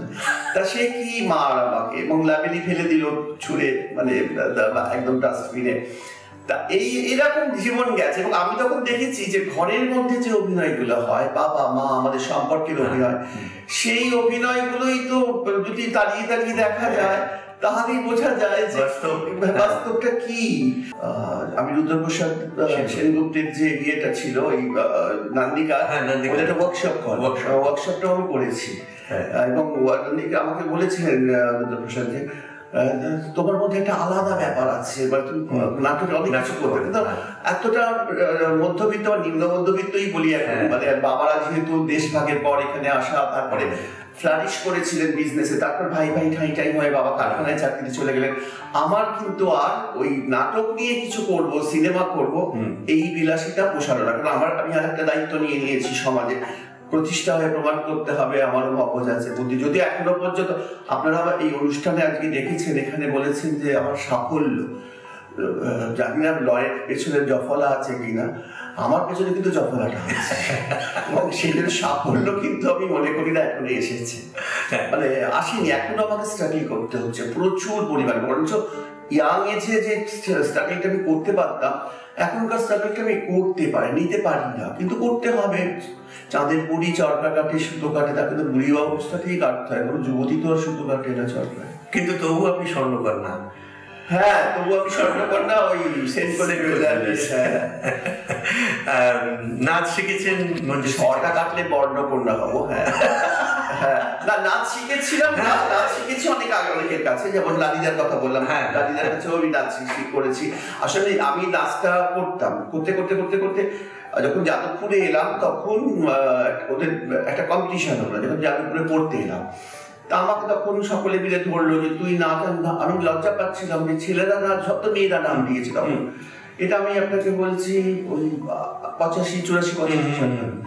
তো হ্যাঁ, তুই দে নাম, দিলাম, এবং আমি ওতে লালিদাই জাজ হয়ে এসেছিলেন। সবচেয়ে মজার, নাচছে মহিলারা, জাজ হচ্ছেন একজন পুরুষ, আর আমার নাচের ব্যাপারে অনেকেরই ছিল যে মানে ইউনিভার্সিটি তো পড়াশোনা, একাডেমিক ইউনিভার্সিটির সঙ্গে নাচকে তখনও নেওয়া যেত না। আপনি কেলুচরণ মহাপাত্রের জীবনী পড়বেন, দেখবেন সংযুক্ত বলছে যে এই লোকগুলো খারাপ হয়, যারা নাচেন, যারা শিল্পী, তারা খারাপ হয়, তারা প্রান্তিক হন। মানে অর্থাৎ মাথায় ঢুকে আছে যে নাচলে মেয়ে হয়ে যাবে, আর মেয়ে হলেই সে প্রান্তিক হয়ে যাবে, নষ্ট হয়ে যাবে। আমি কেলুচরণের কথা যখন পড়েছি সংযুক্তার লেখায়, আমার চোখ দিয়ে কত বড় একটা মানুষ, তাকে সমালোচনা করছে কিছু লোকজন রাস্তায়, যে এই লোকটা আপনার বাড়ি আসে কেন, আপনি ভাবুন। তা সেরকম লোকের তো অভাব নেই, তারা তো প্রচুর লোক আছে যারা কেলুচরণকে বা এই কথা বলতে পারেন তারা তো। এবার আমি যখন নাচতে গেলাম পুরো হই হই হই হই হই, তখন কি ফেস্ট হতো না যাদবপুরে, তা সে তাতেই করলাম। আমার মনে হয় আস্তে আস্তে লজ্জাগুলো ভাঙতে শুরু করলো। কিন্তু আমি দেখলাম যে লজ্জা বা সংকোচ মানুষই তৈরি করে দেয় মানুষের মনে, তোমাকে সংকোচ থেকে সংকুচিত করে দিচ্ছে। তা আমি তো মেলে ধরতে চাইছি আর আমাকে সংকোচ থেকে সংকুচিত করতে চাইছি। এইটাও একটা লড়াই। হ্যাঁ, এই লড়াইকে যে লড়াই বলেন, আমার কাছে কোনোটাই লড়াই না। আমার কাছে মনে হচ্ছিল মুখোশ খুলে দেওয়া। যে মানুষগুলো বলে যাচ্ছে না, আমাকে অনেকে অপছন্দ করেছে, অনেকে পছন্দ করেছে, অনেকে ত্যাগ করেছে, ত্যাগ করার পর আবার বুকে টেনেছে, এরম হয়েছে আর কি। তা আমাকে ত্যাগ করলেও কিছু আসেনি, বুকে টানলেও আমার কিছু অসুবিধা হয়নি। মানে সেইভাবে একটা নিজেকে জায়গায় তৈরি করতে পেরেছি। কিছু কিছু জায়গায় অবিচার তো আপনাকে সহ্য করতে হয়েছে। অবিচার তো সব জায়গাতেই সহ্য করতে হয়েছে, বিচার এটাই পেলাম না না, বিশেষ করে এই যে লকডাউনের সময় যে আপনার টেস্ট করানো হলো না, ঠিক, হ্যাঁ, এবং আমার তখন কার্ডও রয়েছে, টানজানিয়া ডেভেলপমেন্টের, আপনার গায়ে জ্বর ছিল, করলো না তো। তারপরে যখন আমার আনন্দবাজারে বেরোলো খবরটা, তখন দেখলাম ওই ওখানকার সিএমওএইচ আমাকে ফোন করে ডেকে করে দিলেন। দেখুন, এখনো পর্যন্ত আমাদের সমাজে ট্রান্সজেন্ডার মানুষদের রক্ত নেওয়া হয় না। হ্যাঁ, এটা আপনি জানেন তো? কেন নেওয়া হয় না? ট্রান্সজেন্ডার মানুষ মানেই তারা হচ্ছে সেক্স ওয়ার্কার, আর সেক্স ওয়ার্কার মানেই তার রক্তে HIV আছে। এটা কোন ভদ্র সমাজ? এবং আমার কাছে প্রচুর ট্রান্সজেন্ডার, যেমন বারাসাতে একজন আমার খুব নিকট একজন ট্রান্স ওম্যান, সে তো কান্নাকাটি যে সে এত পড়াশোনা শিখেছে, সে যখন রক্ত দিতে, তার কাছে প্রথম ছিল। আমি রক্ত বেশি দিতে যাইনি কোনোদিন, সত্যি আমি যাইনি রক্ত দিতে। এমনি তো রক্ত উঠে গেছে সারা জীবন, আবার নতুন করে কি রক্ত দিতে যাবো? তারপরে ও যখন রক্ত দিতে গিয়ে ও আমাকে ফোন করছে। কোনো ট্রান্সজেন্ডার যখনই কোনো অসুবিধা হয়, সবার কথা বলছে না, বেশ কিছু ট্রান্সজেন্ডার পড়াশোনা করেছে, তারা আমাকে ফোন করে বলছে, জানো তো আমার রক্ত নেওয়া হলো না, এবং এটা নাকি নিয়ম যে কোনো ট্রান্সজেন্ডারের রক্ত নেওয়া যাবে না। আবার যদি আপনি কাম আউট করেন, অনেক ট্রান্সজেন্ডার ছেলে বা মেয়ে যে ঘুরে বেড়াচ্ছে, তাদের রক্ত নেওয়া হবে। তো এই দ্বিচারিতা, এই অবিচার তো আমার প্রতি না, পুরো একটা গোষ্ঠীর প্রতি, একটা সমষ্টির, একটা মানুষের প্রতি, যে মানুষগুলোকে, যেই অথচ কেন্দ্রীয় সরকার থেকে ট্রান্সজেন্ডার সার্টিফিকেট দেওয়া হচ্ছে, সেই সার্টিফিকেট পাওয়া মানুষ কিন্তু সমাজে এখনো তার রক্ত দিতে পারে না। এবার আপনি বলুন তো, যে এটাকে অবিচার বলবো কি করে? বিচার তো তার কাছেই পাবো যিনি নিজে শুদ্ধ। যে শুদ্ধ নয় সে কি করে বিচার দেবে? সে তো অবিচারই দেবে। ঠিক ঠিক। আপনার একটা সাক্ষাৎকার দেখছিলাম এই কয়েকদিন আগেই, একজন মহিলা সাংবাদিক আপনাকে একটা প্রশ্ন করেছিলেন। আমার বিপুল সাড়া পড়েছে। হ্যাঁ, অনেক না, অনেক লাখো লাখ ভাব ওটা দেখেছেন, অনেক, আমি লাখো লাখো লোক। আমাকে আমি অবাক হয়ে গেছি অত আপনার কমেন্টস গুলো দেখে। দেখবেন খুব ভালো, মানে ভিউজ যেগুলো, মানে কত লোক দেখে, কত শেয়ার হয়ে যাচ্ছে। হ্যাঁ হ্যাঁ, ওখানে ওই একটা গানের কথা আপনি বলেছেন, মায়ের আঙুলের, এই জীবনের ভুল সবই প্রশ্ন করি নিজেকে আমি, কোথায় ছিলাম, কোথায় এলাম আমি। এই যে মা যখন গাইতেন, আমার মনে হয় একটি মেয়ের কান্না আর কি। একটি মেয়ে একবার বাপের বাড়ি, একবার শ্বশুর বাড়ির একটা ফুটবল, তো গোলের মাঝখানে যে দৌড়াবে, তখন যখন এই অফকোর্স আমার মা যখন গানটা গাইতেন, আমার মনে হয় মার তো বেদনা থেকেই মা গাইটা, প্রত্যেকটা মেয়ে সেই সময় গানটা পছন্দ করতো। এবং ওই গানটা দেখুন, আমার কাছে বলে, আচ্ছা তুমি কবে থেকে ভাবলে? আমি যখন একটা পরিবারে রয়েছি, সেই পরিবারে আমার দুজন দিদি, আমার মা, আমার বাবা একা পুরুষ, তিনজন মহিলাকে পুরো শাসিত করছেন। তা আমি তো তখন আমার বাবার পক্ষ না নিয়ে মার পক্ষ নিতেই পারি, এবং সেই মার পক্ষ নেওয়া থেকেই যে আমার নারীত্ব জাগেনি, সেটাই বা কে বলতে পারে? এটা আপনার এখন মনে হচ্ছে যে এটা আমি করে ভুল করেছি, বা এই ডিসিশনটা নেওয়া ঠিক হয়নি, বা এর সঙ্গে এরকম ব্যবহার করাটা ঠিক হয়নি, এরকম একটা ভুলের কথা, মানে এটা স্বীকারোক্তি। মানে এটা ঠিক ভুল বলবো না, আমি জীবনে এত ভুল দেখি আশেপাশে, আমি সবসময় নিজেকে সঠিক রাখার চেষ্টা করি। তা দাঁড়িয়ে আমি 35 ইয়ার্স উচ্চশিক্ষায় আছি। হ্যাঁ হ্যাঁ, এবার আমি একজন অধ্যাপককে দেখেছি, এরকম অনেকেই আছে অবশ্যই। সেই অধ্যাপক, মানে আমি যখন তাকে চিনি, তখন ছাত্র মহলে শুনতাম, উনি তো নিজে পাস করেননি, ওনার হয়ে কেউ পরীক্ষা দিয়ে তিনি পাস করেছেন। এটা আমি আপনাকে বলছি একদম প্রথম দিকে আমার চাকরির। তারপরে সে ভদ্রলোক চট্টগ্রাম কলেজের জিবি হয়, এখনো পর্যন্ত আমি জানি সেই কলেজের জিবি বড় পোস্টে রয়েছে। হ্যাঁ রয়েছেন, এবং তিনি কোনোদিন ক্লাস নিলেন না, কোনোদিন ক্লাস করলেন না। আমি জানি পেনশনটা উনি খুব ভালোভাবে পেয়ে যাবেন।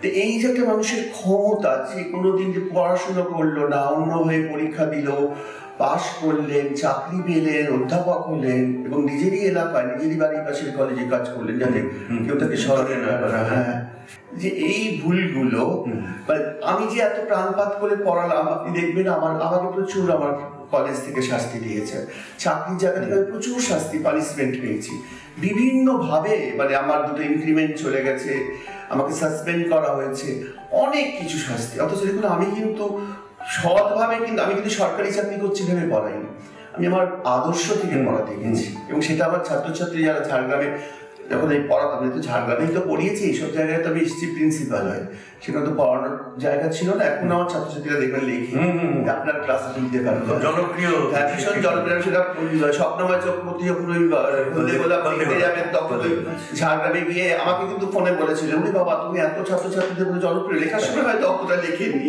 সেটা তো খুব স্বাভাবিক লিখবেন। আমার প্রশংসাও চাই না, আমি বললাম না যে আমি নিন্দা প্রশংসার ঊর্ধ্বে আর কি। কিন্তু আমি সেটা আমার জীবনের ভুল যেটা হয়েছে সেটা হচ্ছে যে একটা বড় ভুল হয়েছে, আমি কেন ট্রাম্পের রাজত্বে না জন্মে নরেন্দ্র মোদীর রাজত্বে জন্মালাম। সেটা হয়তো একটা ভুল হতে পারে, সেটা আমার তো ভুল না, সেটা তো বিধাতার ভুল আর কি। রাজশ্রীর সঙ্গে আপনি কাজ করেছেন? হ্যাঁ, রাজশ্রীর সাথে আমি কাজ করেছি যখন রাজশ্রী প্রাপ্ত ছিল, তখন রাজশ্রী আমার সঙ্গে প্রাপ্তর সাথে আমি অনেক কাজ করেছি। হ্যাঁ, নবীন প্রবীণ, ওই নন ফিকশন যেগুলো হতো তখন। তখন রাজশ্রী একটি স্ক্রিপ্ট লেখে, ওই স্ক্রিপ্টটা ওই যে পাগলি তোমার সঙ্গে বলে একটি, ওই যেটা 2005-এ ওটা টেলিফিল্ম হয়েছিল, ওইটার কথা আপনি এখন কথা জানেন না? ওইটার কথা, হ্যাঁ, ওইটাতে আমার প্রথম অভিনয়, ওই টেলিফিল্মটা আমাকে নিয়েই হয়েছিল। আমি 2003-04-এ সেক্স রেসপেন্স সার্জারি করলাম, তারপর হই পড়ে গেল যে একজন অধ্যাপক 8 বছর পড়ানোর পর তিনি নারী হয়ে গেছে। সে নারী না আনারী হয়েছে কি জানি, সে যে কি গন্ডগোল, বাপরে। আমি কোথায় বাথরুম করবো, লোক 80টা আমার নামে, আমি বলি বাড়িতে গল্প করি, 80টা মিটিং হয়েছিল, আমি কোথায় বাথরুম করবো কি করবো না। আমি করতাম না, ব্লাডের প্রস্রাব ধরে বাড়ি, আমার কলেজ থেকে ঝাড়গ্রাম যেতে 1 ঘন্টা লাগতো, এবং বাস পেলে 1 ঘন্টা, না পেলে ভেবে রাখুন আমাকে সেই বাড়ি গিয়ে বাথরুম করতে হতো। একবার বাড়ি গিয়ে দেখছি বাথরুমে তালা দিয়ে দিয়েছেন আমার বাড়িওয়ালা, সেখানেও আমাকে বাথরুম করতে দেবেন। আমি এসডিওর কাছে গেছি, এসডিও আমাকে তা বলেছে আপনি আসুন আমার অফিসে বাথরুম করুন। মানে এইরকম পর্যায়ে প্রত্যেকটা মুহূর্তে, এটা একদিনের গল্প না, দিনের পর দিন। 8 বছর তো না, ওই কলেজে 8 বছর চাকরি করার পর আমি সেক্স সার্জারি করে মানবী হলাম। ওই কলেজে আমি 20 বছর ছিলাম, 20 ইয়ার্স। আচ্ছা, 20 বছর। কোথায় যাবো, চেঞ্জ করে ফেলেছি, আর তো কেউ আমাকে নেবে না। আমি এখন মহিলা হয়ে গেছি, আমি সকলে চাকরি থাকলেও দেবো, আত্মহত্যা করবো। আমার আত্মহত্যার অপেক্ষা করতে করতে যখন দেখলাম আত্মহত্যা করছি না, আমার জন্যই লোকে আত্মহত্যা করবে, এরকম অবস্থা নাকি, মানে আমি কেন আত্মহত্যা করছি না, ও কি করে বেঁচে আছে, ও সার্ভাইভ করছে কি করে। তখন আমি দেখলাম যে ওরা আমাকে আরো অত্যাচার করতে শুরু করলো, এবং তখন একটা গ্রুপ চলে এলো ঝাড়গ্রামে, সবাই ভয় পেল, এবং আমাকে তো অনেক রকম ভাবে তাড়ানোর চেষ্টা করা হয়েছিল। তাড়ানো এখনো চেষ্টা, প্রতি মুহূর্তেই তাড়িয়ে দেবে। এটা এই তাড়ানোটা কেন বলুন তো, কেন তাড়ানোটা না, কেন মানে আপনার কি নিশ্চয়ই কোনো কারণে একটা ভয় পাচ্ছে? কিচ্ছু ভয় পাচ্ছে, আমি একটা আয়না, দর্পণ। প্রত্যেকটা মানুষ ট্রান্সজেন্ডার, এই এনজিও গুলো বলবেন এসব কথাবার্তা, ট্রান্সজেন্ডারদের আলাদা করলো। আমাকে জিজ্ঞেস করেছিল যে আচ্ছা ট্রান্সজেন্ডার কারা বলুন তো। আচ্ছা আপনি আমি সবাই ট্রান্সজেন্ডার।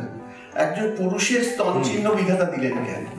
তাতে দরকার ছিল না স্তন চিহ্ন দেওয়ার, অর্থাৎ তাকে কিন্তু তার শরীরে কিন্তু অপশন দিয়ে রাখলেন যে তোমার দরকার পড়লে তুমি নারী হতে পারো।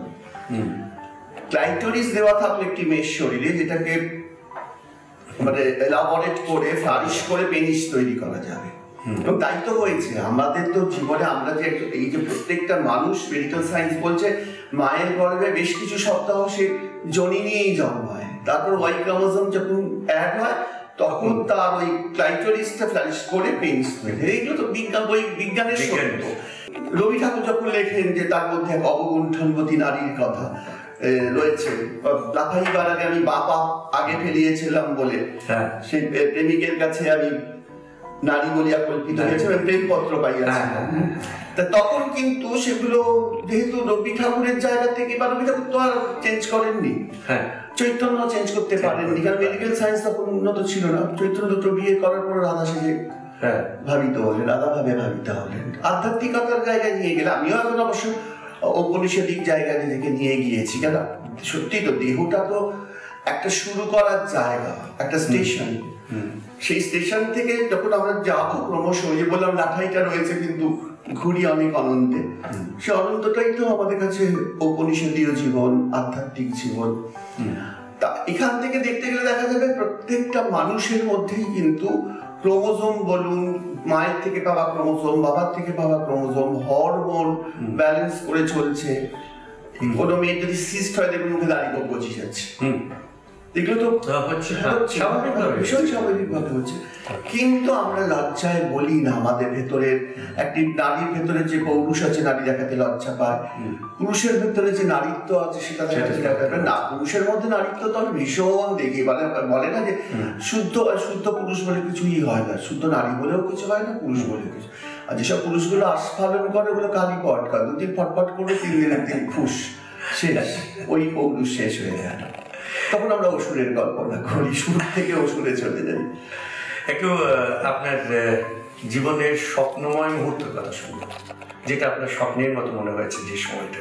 আমি সবসময় স্বপ্নেই থাকি, এখনো আছে, এখনো স্বপ্নে থাকি, কেন বাস্তবটা তো আপনি আরো অনেকদিন থাকুন। বাস্তবটা এত রুড়ো না, স্বপ্নে থাকার একটা সুবিধা আছে, মানে আপনি নিজের সঙ্গে নিজে বাস করতে পারেন, মানে রোমান্টিক থাকেন। হ্যাঁ, সুতরাং আমি স্বপ্নেই থাকি। এবং যে ছিল আমার স্বপ্নচারিণী, তারে বুঝিতে পারিনি। ওখানে বলতে যে ছিল আমার স্বপ্নচারিণী, আমার স্বপ্নচারিণী তো আমি নিজেই নিয়ে, আমি বুঝতে পারি, রিয়েলাইজ করি। কারণ ওইখানে আছে শুভ ক্ষণে কাছে ডাকিলে, লজ্জায় আমার ঢাকিলে গো। এই যে কথাগুলো, শুভক্ষণের কাছে ডাকিলে, লজ্জা আমার ডাকিলে। কেন লজ্জা? লজ্জাটা রেখেছে। কে মোরে ফিরাবে অনাদরে, কে মোরে ডাকিবে কাছে, কাহারো প্রেমের বেদনায় আমারও মূল্য আছে, ওগো কে মোরে ডাকিবে কাছে। এই প্রত্যেকটা কথা আপনি বলুন তো, প্রত্যেকটা কথা সেটা রিয়েলাইজ করবো, এটাই তো স্বপ্ন। যদি আপনি বাস্তবের লোক তো বলে ধুস কি, আমি আজকেই দেখলাম ইমন কোথায় একটা বলছে, কেন আপনারা বাংলা গান শুনবেন না? আসে তো ওই মোবাইলে একটা ইমনের মতো একটা মেয়ে, যার গান, বাংলা গানকে যে অস্কারে নিয়ে গেছে, তার বাংলা গানটা কি শুনবেন? এটা হুজ্জুতি করছে। যেটা রবীন্দ্রনাথ দিয়ে গেলেন, সেটা জাপানিরা নিচ্ছেন, অন্য দেশের লোকরা নিচ্ছেন, আমরাই হারিয়ে বসে, আমরাই বুঝতে পারিনি না। যে ছিল আমার স্বপ্নচারিণী, তারে বুঝিতে পারিনি। সেই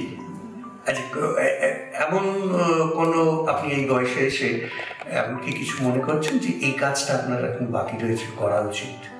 আমি এখন নিজেকে ছেড়ে দিয়েছি, কোনো কাজ বাকি নেই। বাকিটাকে ভাবলে ফ্রাস্ট্রেশন আসবে। আমি এটা করি জীবনটাকে স্মুথ। আমি এখন বুঝে নিয়েছি, নৌকা তুমি ছেড়ে দাও, দিন ফুরালে জানি জানি পৌঁছে ঘাটে দেবে আনি গো। ওই আমার দুঃখ দিনের রক্ত কমল, দুঃখ দিনের রক্ত কমল, তোমার করুণ পায়ে আমি মারের সাগর পাড়ি দেব গো। বিষম ঝড়ের বায়ে আমার ভয় ভাঙাই নাই আমি মারের সাগর। ছেঁড়া পালে বুক ভরিয়ে, আমার তো ছেঁড়া পাল, পানির ভরসা নিয়ে ওই পালেতে যাবে তরি ছায়া বটের ছায়। একটু একটা মজার ঘটনা জানতে চাইবো, মানে সেটা ছোটবেলার হতে পারে, বড়বেলার হতে পারে, যেটা আপনাকে খুব আনন্দ দিয়েছে, মজা দিয়েছে আর কি। সুকুমার রায় রাজা রসকের সেই পাগলাটা, যে গাছতলায় বসে বলেছে, এই যে সূর্য উঠছে, চাঁদ উঠছে, কি আনন্দ, আহা কি আনন্দ আকাশে বাতাসে। এই আনন্দ কিন্তু আমি চাই। হ্যাঁ, মা গো আনন্দময়ী, নিরানন্দ করো না। আমি উপভোগ করতে চাইছে না সব সময় আনন্দ। তা আমি আনন্দের মধ্যেই থাকতে চাই এবং আনন্দময়ী হয়ে উঠতে চাই এবং লোককেও আনন্দ দিতে চাই।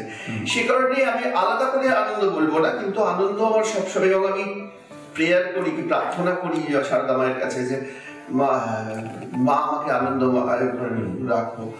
আর এমনি যে আনন্দের সঙ্গে যদি আমরা স্ফূর্তিকে গুলিয়ে ফেলি তাহলে কিন্তু মুশকিল। আনন্দ একটা অনেক বড় জায়গা, অনেক বড় জিনিস। তা সেই আনন্দ তো মানে পরমানন্দ আর কি বলতে গেলে, মানে সেটা তো একটা ব্রহ্মর সঙ্গে যখন মানুষের যোগ হয় সেটা তো একটা স্থায়ী আনন্দে মানুষ থাকে। এবং রবি ঠাকুরের লেখাগুলো আপনি দেখবেন যে অনেক দুঃখের লেখাও আপনাকে দুঃখের দিনে আনন্দে নিয়ে যাবে, মানে ওর মধ্যে ভারাক্রান্ত করে রাখছেন না। চারিদিকে দেখো চারি হৃদয় প্রসারী, ক্ষুদ্র দুঃখ সব তুচ্ছ মানি, প্রেম ভরিয়া লহ শূন্য জীবনে আনন্দ ধারা বহিছে। রক্তকরবীতে একটা সংলাপ আছে, আপনি নিশ্চয়ই জানেন, যে বলছেন যে আর সব কিছু বাধা পড়ে, কেবল আনন্দ বাধা পড়ে না। কিন্তু তার আগে উনি আহা শব্দটা ব্যবহার করছেন, আহা, আর সব কিছু বাধা পড়ে, কেবল আনন্দ বাধা পড়ে না। আমি তো সুকুমারের ওই লোকটাকে দিয়ে শুরু করলাম, যেখানে রাজাকে সে শিক্ষা দিল, দেখো রাজা অশোক সারাঙ্গন। তা আমি কিন্তু ক্লাস 5-এ আমি তোদের স্কুলে পড়াতাম, সরকারি স্কুলে। তোদের ক্লাস 5-এ তখন সিলেবাসে ছিল ওই রাজার অশোক গল্প। আমি আমাদের সময় কিন্তু সিলেবাসে ছিল না, যদি সুকুমার আলাদা করে পড়েছে আলাদা, কিন্তু যখন একটা গল্পকে আলাদা করে আমি ওকে পড়াচ্ছেন, আমার তখন দায় আছে যে ওদেরকে সেই জায়গায় পৌঁছে দেবে। তখন কিন্তু আমি ছাপ ফেলেছে, এবং তার আমরা স্টুডেন্টরাও যে আমাদের দেয়, ফিরিয়ে দেয়, আমরা প্রত্যেক ক্রিয়ার সমান প্রতিক্রিয়া। তা ওদের দেখুন, আমার এই বয়সে এসে যখন আপনি আমার প্রশ্ন করছেন, আমি তো এসব নিয়ে প্রস্তুত নয়, আমি কিন্তু এই প্রস্তুতিটা আমার রয়ে গেছে। সত্যি করে আমি বারে বারেই ভাবি যে যখন আমি মুশকিলে পড়ি ওই লোকটার কথা ভাবি, রাজার অশোকের সেই পাগলাটা। সুতরাং সাধক গো, প্রেমিক গো, পাগল গো, ধরায় এসো, এমন ব্যাকুল করে কে তোমারে কাঁদায় জানে, তুমি কোন আনন্দ প্রাণ সাগরে আনন্দে ভাসো, তুমি কোন অনন্ত প্রাণ সাগরে আনন্দে ভাসো। তার এই কথা কাঁদছে, যাকে কাঁদাচ্ছে, এমন ব্যাকুল করে কে তোমারে কাঁদায় জানে, ভালোবাসো। এই তো রবি ঠাকুর লেখকেরা তো চিরন্তন আনন্দে রাখেন আমাদের, তাই না? আচ্ছা, আপনি একটুখানি আমাকে এবার বলুন যে কি আপনাকে দুলিয়ে দেয়, মানে ঘুরিয়ে দেয়, যে পা পিছলে গেলে না পথ পিছলে গেলে? এটা খুব সুন্দর একটা প্রশ্ন করেছেন, মানে আমি এই প্রশ্নের জন্য ওয়েট করছিলাম বলতে গেলে। আচ্ছা, আমার সবচেয়ে যেটা আমাকে গোলায়, কষ্ট দেয় যেটা বলছেন, সেটা হচ্ছে আমার জীবিকা, চাকরি, সরকারি চাকরি। মানে এত খারাপ হতে পারে মানুষজন, আমি অধ্যাপকের চাকরিতে না পেলে জানতে পারতাম না, বিশেষ করে এটা আমার কাছে আমরা সত্যি কথা বলতে চাই, আমি বলবো, চিরকাল বলে এসেছি, নাহলে আমি তো লুকিয়ে নিজে একটা পুরুষ হয়ে সমাজে ঘুরতে পারতাম, তা তো করিনি। সুতরাং আমার কি দায় যে না বলা। আমি সেইটা দেখেছি সরকারি চাকরি করতে গিয়ে, যে এই চাকরির জন্য লোকে মানে পাগল হয়ে যায়, যে এই চাকরি পেলে ভালো বিয়ে হবে, ভালো পরিবারের সাথে সম্পর্ক হবে, কত কিছু। কিন্তু প্রত্যেকটা মানুষ যারা সরকারি চাকরি করে তাদের দায়বদ্ধতা সম্পর্কে তার কেউ সচেতন নয়। সচেতন তো নয়, উপরন্তু কিভাবে জায়গাটাকে নোংরা করে দেবে। আমার বাবা তো কলকারখানায় কাজ করা, হাতে কালি মাখা মানুষ ছিলেন। তিনি তখন এটা ভাবতেন যে আমাকে যদি অধ্যাপক করা যায়, মাস্টারমশাই করা যায়, তাহলে একটা দারুণ ব্যাপার হবে। তো বাবা যে স্বপ্নটা দেখতেন, আমার তো মনে হয়েছে এখন যে বাবা যে চাকরিটা করতেন তার মধ্যে এত কলুষিত ছিলেন না। আচ্ছা, চুনকালিতে ময়লা বলেও মনটা সাদা, সেই গানটা বেশি। এখন এই আপনার এখন যে জীবিকায় আছেন, সেই জীবিকায় থাকতে থাকতেই আপনার এটা মনে হচ্ছে? এখন যে জীবিকায় আছে না, 35 বছর আমার এখন এসে মনে হচ্ছে তা না, একদম ফ্রম দ্য বিগিনিং, প্রথম দিন থেকে মনে হয়েছে। মানে খুব সম্প্রতি একটি কলেজ আমার সাথে কথা বললো কি যারা সে 3-4 মাস আগে থেকে কথা বলছে, ম্যাডাম আমরা ট্রান্সজেন্ডার নিয়ে কাজ করবো, ট্রান্সজেন্ডার নিয়ে আমরা সেমিনার করবো, ইন্টারন্যাশনাল সেমিনার। খুব ভালো কথা, আমাকে নিয়ে মিটিয়ে তাদের প্রিন্সিপাল ফোন করলেন, মিটিং করলাম। মিটিং করে আমাকে নিমন্ত্রণ করা হয়ে গেল যে ডিসেম্বরের 19 তারিখে আপনার এটা আপনি আসুন। কিন্তু আমাকে বারবারই বলা হচ্ছিল আমরা তো কিছুই জানি না ট্রান্সজেন্ডার সম্পর্কে, আপনাকে একটু আমাদের সারাক্ষণ বোঝাতে হবে। তা বুঝিয়েছি, তারপরে আমি বলছি দেখুন আমি একা নই, পশ্চিমবঙ্গে কিন্তু এখন অনেক ট্রান্সজেন্ডার মানুষ তারা কিন্তু স্কুল কলেজে পড়াচ্ছে, তারা তো সংখ্যায় যারা সিগন্যালে আছে তাদের থেকে অনেক কম, কিন্তু আছে। যে শুধু মানবী বন্দ্যোপাধ্যায় আছে তা নয়, আরো কয়েকজন আছে। তা আপনারা তাদেরকেও হ্যাঁ তাদেরকে ডাকুন, আমরা খুব খুশি হলাম। আর তারা নবীন প্রজন্ম, তারা সেটা অনেকটা ছোট, বলে আমাকে দেখেই তারা এসেছে এই পেশায় বা এই নেশায়, যাই হোক। তা তাদের নামটা নেওয়া হয়ে গেল 3-4 জনের নিয়ে। তারপরে যখন শুনো তারা স্যাক্টের টিচার বা পার্শ্ব শিক্ষক বা অতিথি শিক্ষক, না এর তো নেওয়া যাবে না। কেন না? এরা তো কেউ পার্মানেন্ট টিচার না। আরে পার্মানেন্ট টিচার তোরা হবে, ওরা তো সেট কমপ্লিট করেছে, দেখে একটু নেট সেট দুটোই করেছে, এখন তো বাচ্চা বয়স, ওরাও তো পরীক্ষা দেবে, নিশ্চয়ই পাবে ভবিষ্যতে, কিন্তু রাখাই যাবে না আমাদের। এবং শেষে কি করলো যে সমস্ত কিছু জেনে টেনে নিয়ে অন্য আমাকে বললো যে আমাদের পোস্টপন্ড হয়ে গেছে, এটা হচ্ছে না। মজা দেখলি বলছে না মজা পেয়েছেন কিসে। তারপর দেখি একজন রিসার্চ স্কলার, সে বাইরের একটা ইউনিভার্সিটি থেকে ত্রিপুরা দিক থেকে আমাকে যোগাযোগ করছে।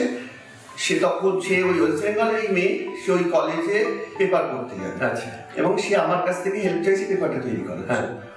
তো আমি বুঝে গেলাম কবে হচ্ছে, সেদিন একটা ডিসেম্বরের অন্য একটা তারিখ বললো। আমাদেরকে সরিয়ে সবটা জেনে নিয়ে এবার মেন স্ট্রিমের লোকরা গিয়ে সেখানে করছে। হ্যাঁ, সেমিনারটার বিষয় হচ্ছে ট্রান্সজেন্ডার স্বর ও সংকট, মানে ট্রান্সজেন্ডারদের স্বর এবং সংকট এখন অন্য লোকে বলবে। মানে তারা পিএইচডি করে দিচ্ছে, তারা গবেষণা করে দিয়ে বই ফই লিখে এবার তাদের সংকটের কথা। তা আমাদের সংকট যদি আমরা না বলি, অন্য লোক। এবং সবচেয়ে কষ্টের ক্ষেত্রে আমি যাদের সাথে যোগাযোগ করেছিলাম, যারা বিভিন্ন কলেজে এখানে পার্ট টাইম করে বা স্যাক্টের টিচার, যারা নারীও হয়ে গেছে, তারা সেক্স মানে ওমেন হয়ে গিয়েছে, তাদেরকে আমি কি উত্তর দেবো? তোদের আমি তাও বলেছি দেখ তোদেরকে ওরা নেবে না, যেহেতু তোরা এইটা করিস। আমি সত্যি কথাটা তো বলতে হবে। আর আমিও একা তো করবো না, যখন তোদেরকে নিয়ে কথা হয়েছিল, কথা হয়েছে তখন নেবে না। কিন্তু আমি তারা তাকে কিছু বলবে, তারা কোনো কিছু না বলে ওটাকে, এবং প্রিন্সিপাল, আমি একজন প্রিন্সিপাল, তিনিও একজন প্রিন্সিপাল, দায়বদ্ধতা তো তার। টিচাররা কি করছে, কি আপনি আমার সঙ্গে যোগাযোগ করতেন না, আপনি আইপিএসসির একজনকে আমার সঙ্গে যোগাযোগ করেছিলেন। এইগুলো দেখছি আর কি, দেখছি এইগুলো। আমি বলেছিলাম না যে আপনি কোথা থেকে কোনগুলো আপনাকে কষ্ট দেয়। কষ্ট দেওয়ার বলতে আমি কত কষ্ট পাই না, কারণ আমি এদেরকে দেখে আসছি 35 বছর, একরকম, কোথাও এতটুকু বদল দেখি না। তার সুতরাং কি বলবো, যে আমার অভিজ্ঞতায় তো আমি মানে শিক্ষকতা পেশা আমাকে পিষে ফেলেছে। মানে আমি যেরকম ভাবে রবি ঠাকুরের শান্তিনিকেতনে রবি ঠাকুর যেভাবে পড়াতেন বা যা দেখেছি আর কি, সবটাই দেখেছি। এমনকি ওই ব্রহ্মচর্য সাধনার আশ্রমে কন্ডম ফেলাও থেকে শুরু করে নোবেল চুরি থেকে শুরু করে সবই দেখেছি। তা এইসব দেখে আমি যখন রবি ঠাকুরকে আশ্রয় করি, আঁকড়ে ধরি, তখন আমার খুব আমরা একটা অধঃপতিত, মানে বাঙালি থাকিব না বাঙালি মানুষ হইব, নিরশ্রী চৌধুরী। মানে আপনাকে যতটুকু জানি আর কি, তবু ইচ্ছে হচ্ছে, মানে কিসে আপনার ভয়? মানে বদনামের না অপমানের? সবই তো হয়ে গেছে, বদনাম অপমান, হ্যাঁ সবই হয়ে গেছে। হ্যাঁ, সুতরাং ওই বললাম নিন্দা পর্বভূষণ করে কাঁটার কণ্ঠভার। আমার কিছুতে আর ভয় নেই। আমার ভয় নেই, আমার একটা জিনিসের ভয় হয় যে আমার পাশের লোক যে আমাকে ভালোবাসে, যে আমার সঙ্গে থাকে, যে আমাকে পরিবারের আশ্রয় দেয়, সে যেন কখনো বুকে ছুরি না মারে।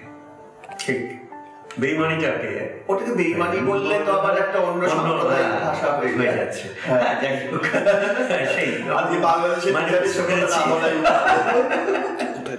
আচ্ছা, আপনি এখন মানে এই সুযোগ পেলে বা সময় পেলে কি বই লিখবেন? বিষয়টা কি থাকবে? সুযোগ পেলে না, আমাকে যদি আমি যদি যোগে থাকি বলুন, সুযোগের থেকে যোগ অনেক বড় জিনিস।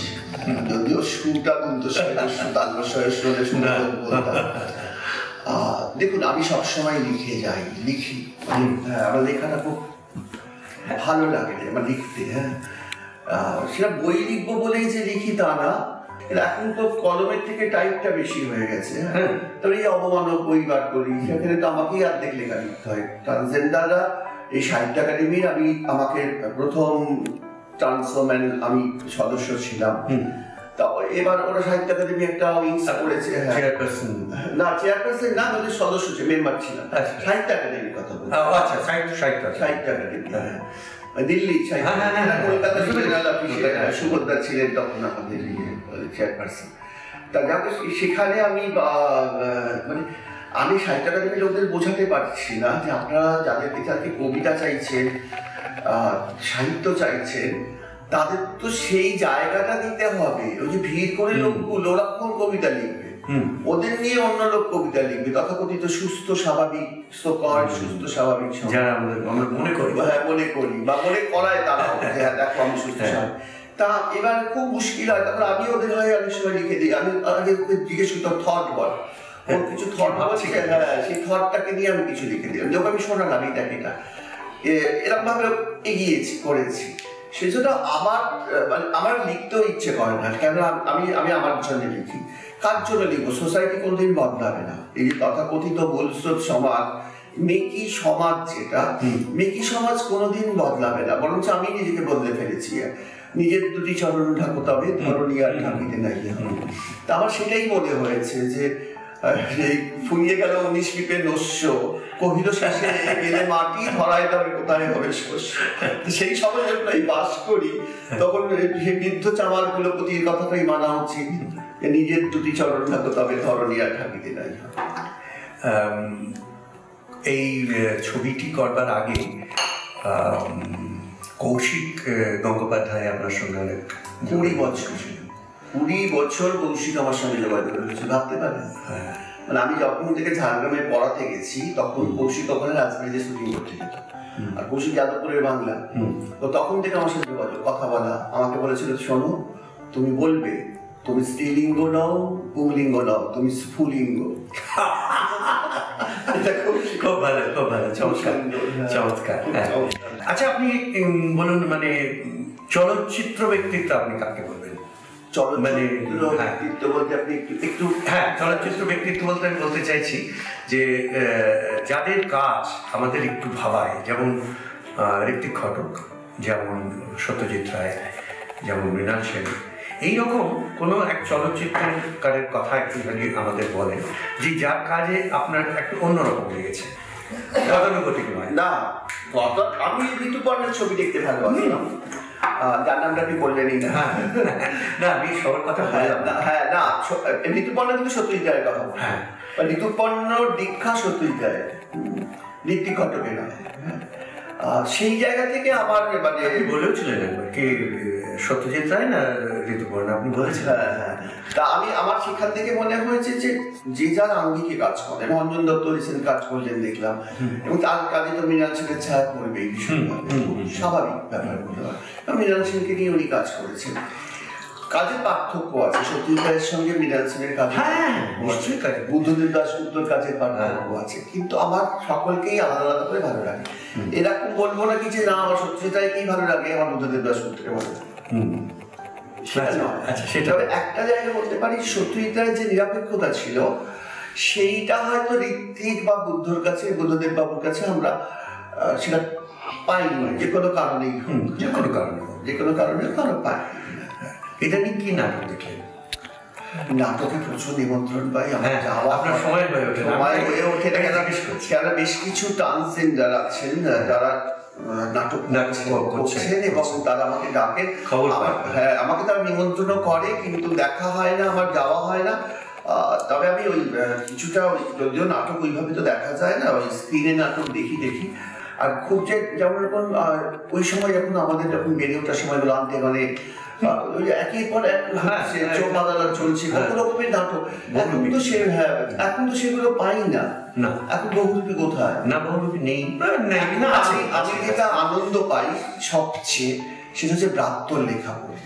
অসাধারণ, মানে ব্রাত্য যে কি অসাধারণ নাটকের লেখা লিখেছে, এখনো লিখছে, মানে লেখাটা খুবই ভালো, মানে অসাধারণ। ওইটা পড়লে আমার মনে হয় নাটক দেখার থেকেও ওর লেখাটা পড়লে অনেক দর্শন হয়ে যায়। এখন শিশির কুমারের উপরে একটা লেখা ধারাবাহিক পত্রিকায়, ধারাবাহিক জানেন নিশ্চয়ই আপনি। আচ্ছা, আপনার কিসে ভালো লাগে বলবেন? মানে ভোরের বাতাস, না প্রথম বৃষ্টিতে ভেজা? কিছুই তো পাই না। সদগুরু দেখলাম বললো যে মাটির উপর দিয়ে হাঁটুন, কলকাতায় তো কংক্রিট আর কংক্রিট, মাটি কোথায় পাবো? এরকম এইসব গুরুটুরুরা অনেক কিছু বলছেন, বৃষ্টিতে ভিজুন, কলকাতায় আসলে প্রাণায়াম করতে গিয়ে দেখি আমি আমার নৈহাটির বাড়িতে সুন্দর প্রাণায়াম হয়, কারণ আমার প্রচুর গাছ গাছালি, বড় মা আছেন, বড় মার পিছনেই আমার বাড়ি, যে মন্দির আছে। তা সেইখানে আমি যে সাবলীল ভাবে অক্সিজেন পাই, এত কিছু না, প্রাণায়াম মানে অক্সিজেনটা ভরে কলকাতায় এসে সেটা পাই না। কলকাতায় তো ভীষণ দূষণে সব ভরে যাচ্ছে, দেখতে পাচ্ছি, দূষণে সব ভরে যাচ্ছে। তা আমি দূষণকে দূষণ দেখি না, কুষণ হিসাবেই দেখি। যে কেননা আমি দূষণটাকে যদি অ্যাডাপ্ট করতে পারি তাহলে কিন্তু আমি বেঁচে থাকতে পারবো। আর আমি যদি সারাক্ষণ পিওর অক্সিজেনে পুঁজি, যাতে কবিদের সময় তো আমরাই বেঁচে থাকলাম, যারা ট্রেনের মধ্যে ছিল তারা তো বাঁচল না। যারা অন্য দেশে যারা খুব ভালো, যারা খাঁটি খাবার খেয়েছে, যারা খাঁটি জীবন পেয়েছে, খাঁটি অক্সিজেন পেয়েছে, তারা কিন্তু বাঁচেনি, শেষ হয়ে গেছে। এখন এখান থেকে আমার আত্মীয় স্বজনরা গেছে বিদেশে চাকরি করতে, বিদেশে এখন কাজ করার লোক নেই, পয়সা নেই কিন্তু মানুষ নেই। আর আমাদের এখানে পয়সা নেই, কাজ নেই, মানুষ আছে প্রচুর, এরকম ব্যাপার। এমন একজনের আপনার আদর্শের কথা বলেন, যার আদর্শ আপনার ভালো লাগে বা আপনি যাকে অনুসরণ করেন বা করতে চান, মানে সামান্য হইলেও। আমি রামকৃষ্ণ মিশনের দীক্ষিত। রামকৃষ্ণ মিশন আমার একটা আদর্শের জায়গা। মানে রামকৃষ্ণ মিশনের আমার সঙ্গে আমার দিদিরা গিয়েছি, গিয়ে খুব একদিন বলেছে, কি রে এরকম ভাবে গুরুদের পায়ে প্রণাম করিস? আজকে লীলানন্দ স্বামী উনি আমার কাছে। আমি সত্যি তাদের ওরকম মনে হয় যে খুব স্বাভাবিক, তারা তো দামিনীর মতো মনে করতেই পারে যে গিয়ে বাবেরা দিয়ে প্রণাম করে। তা আর সেই আমি সেখানে গিয়ে হয়তো সেই লীলানন্দ স্বামী দেখার অন্যদের চোখে, আমার চোখে সবটাই নিবেদনের কুসুম সহ লহ এবার আমার, নিবেদনের কুসুম সহ লহ এবার আমায় লহ। রবীন্দ্রনাথ বলছি, নজরুলের একটু বলার দরকার, নজরুলের কথা, নজরুলের গান। তা সেই জায়গাটা, এই নিবেদনের জায়গাটা আমার রামকৃষ্ণ মিশন। আর প্রতি মুহূর্তে আমাকে যদি বাঁচি রাখেন রবীন্দ্রনাথের গান। আপনি খুবই ব্যবহার করেন, আপনার কথা ছোট থেকে বেরিয়ে আসে। আপনার হয় কি বলুন তো, রবীন্দ্রনাথ প্রধান তো আমার জননী, আমার মা। মা আমাকে, আমি এটা বলেছি অনেক জায়গায়, যে আমি যখন একদম শিশু, একদম বাচ্চা, মানে প্রাইমারি স্কুলেও ভর্তি হয়নি, তখন মা যে গানটা আমাকে শিখিয়েছিলেন, এবং আমার দুই দিদিকে নিয়ে, দিনে দিনে বাড়লো দেনা, ও ভাই করলি নে কেউ বেচা কেনা, হাতে নাই রে করা করি, ঘাটে বাধা দিন গেল রে, মুখ দেখাবি কেমন করে, ওরে দে তুলে দে পাল তুলে দে, দে তুলে দে পাল তুলে দে, যা হয় হবে বাঁচি মরি। এই কথাগুলো দিনে দিনে বাড়লো দেনা, করলি না কেউ বেচা কেনা, ঘাটে বাঁধা দিন গেল, এইটা আমার মাথায় পড়ার করে, দিন যেন ঘাটে বেঁধে না যায়। এইটা কিন্তু মা ওই একদম শিশু অবস্থায় ঢুকিয়েছে। তো রবি ঠাকুরের, ওই জন্যই তো আমি রবি ঠাকুরের ওকে বলি যে পার্থকে, যে পার্থ আমাকে রবীন্দ্রসঙ্গীত, সব অন্য গান সব হিন্দি সিনেমা টিনেমা দেখে না, ওদের বয়স ছোট ছিল। আমি বলি যে রবীন্দ্রসঙ্গীত আমাকে দাও, না ও শোনে রবীন্দ্রসঙ্গীত শুনছে আস্তে আস্তে। ও আবার রবীন্দ্রসঙ্গীতে কোনগুলো শুনবে, যে ওই চেনা সোনার কোনে বাইরে ওখানে পথ নাই নাই এই ধরনের নিজেরা লিখে নিয়েছি আমরা, সেই রকম করে নিয়েছি। এত সচ্ছল সহজভাবে আপনি জীবনটাকে দেখেন বা মানে দেখতে চান, সেটা আমাদের কাছে একটা পরম পাওয়া যে আপনি একটা স্বতন্ত্রতা নিজে তৈরি করতে পেরেছেন।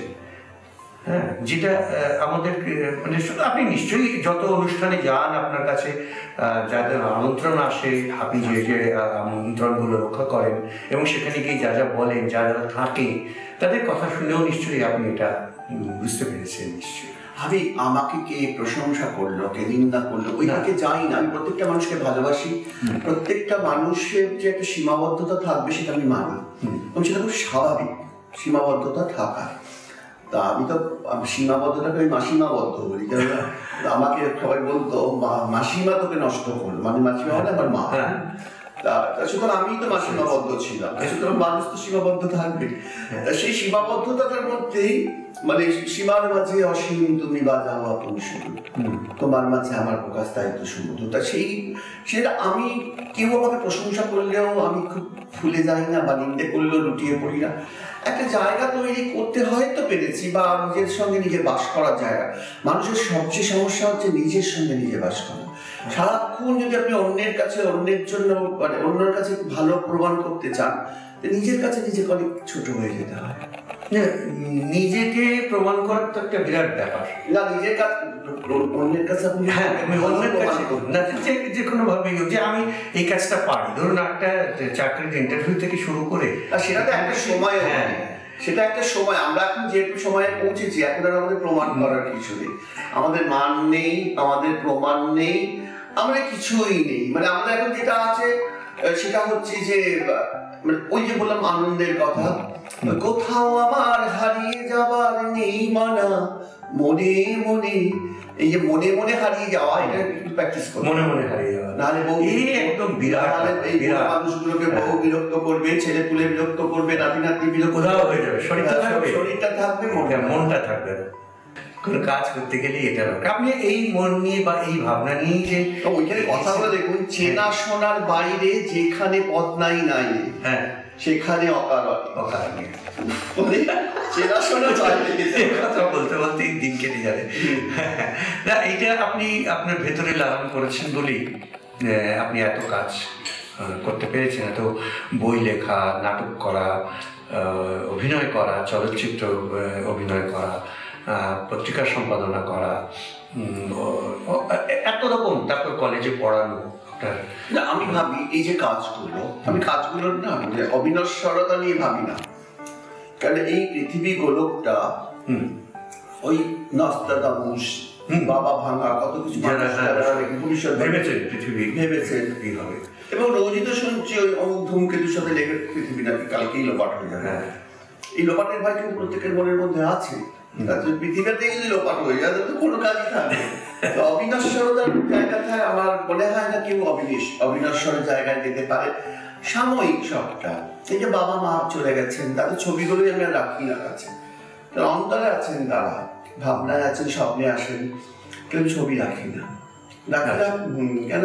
আমি আমার বাবার থেকে এটা শিখেছি। আমার বাবা ভীষণ রাগী একজন মানুষ ছিলেন, অত্যন্ত মানে মায়ের পক্ষ নিয়েছি, কিন্তু বাবার ওই অনুশাসনগুলো মাথায় ঢুকে আছে। তা বাবা শেষ একদম যখন বিছানায়, বাবা 98 বছর বেঁচেছিলেন, এই 22 সালে মারা যান। আমার মনে হচ্ছে আমার জন্যই বেঁচেছেন বাবা, কারণ আমাকে প্রায় বলতেন যে তুই তো এমন কিছু করিস, শুধু শুধু দাঁড়িয়ে হয়েছিস, তার জন্য এত লোকের রাগ, মানে তার আত্মীয় স্বজন, পরিবারের তো আত্মীয় স্বজনরাই সবচেয়ে কষ্ট দেয়। তা সেটা দেখতাম বাবা খুব লিপ্ত ভাবে, খুব গর্বিত ভাবে বলতো, হ্যাঁ ও মেয়ে হয়েছে, তো কি হয়েছে, ও তো নিজে হয়নি, শিক্ষিত ডাক্তাররাকে তৈরি করেছেন, তারা রিসার্চ করেছেন, তারপরে বার করেছেন। লোকে এমন ভাবে জানা গেলে নিজেই বোধহয় লিপস্টিক মাখার মতো মেয়ে হয়ে গেলাম, তা তো হয় না। দীর্ঘদিনের সাধনা করে এই জায়গাটা এসেছে, কত পরীক্ষা নিরীক্ষা হয়েছে। সেই যে বাবার ওই যে তখন বাবা আমাকে বলেছিলেন, এই জীবনে তুমি যা করবে ঠিক তার প্রতিফলটা পাবে। সে শুভ কাজ করলে শুভ ফল, অশুভ কাজ করলে। এবং বাবা তখন মানে বিছানা সেই সময় বলছেন যে দদ্দণ্ডপ্রতাপ লোকটা যখন ভেঙে পড়েছেন তখন বলছেন। আমি আপনার সামান্য খাবার এসছে, আমি দেখতে পাচ্ছি। আমারও এসছে, আমি ওটা দেখে বলতে চাইছি যে কিরকম খাবার আপনি পছন্দ করেন, মানে কিরকম খেতে ভালো লাগে? এটা মানে এত কাছাকাছি আপনাকে পেয়েছি বলেই না কথা বলছি।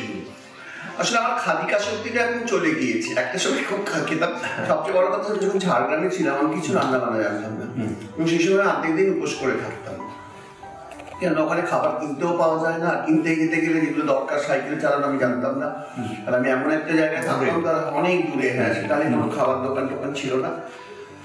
আমি রোজই ওই অফিস থেকে যাওয়ার সময়, কলেজ থেকে যাওয়ার সময় একটা চিকেন কিনতাম, একটা দেশি মুরগি, ওরা মধ্যে সারা কাটুন, কি নিবেন, কাটুন নেবেন না সারা নিবেন, হ্যাঁ।